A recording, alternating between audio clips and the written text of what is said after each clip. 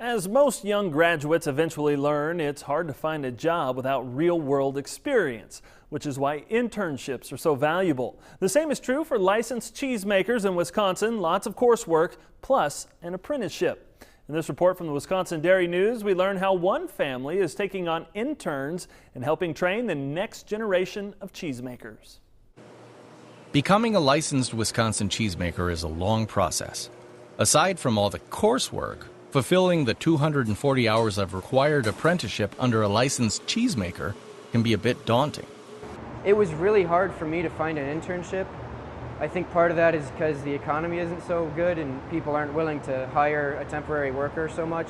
That's where Ralph Bradel and Harmony Specialty Dairy Foods come in. The Bradels offer apprentice cheesemakers the chance to hone their skills. The future is dependent upon new people entering, young people.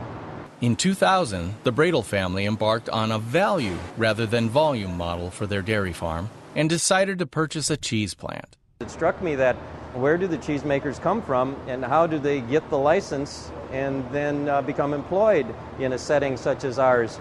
So the Bradels started offering an internship to help aspiring cheesemakers fulfill their apprenticeship hours and gain experience. For Francis Hamry, it was the right fit. I grew up on a farm and we always had a lot of fresh, good, yummy milk to drink, and at some point I decided I wanted to learn how to turn the milk into other things.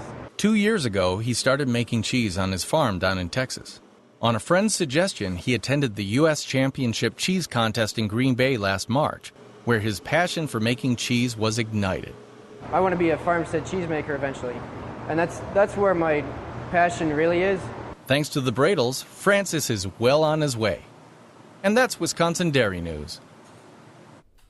The cheesemaking internship is a win-win for everyone. Harmony gets part-time help and the intern gets the experience he needs.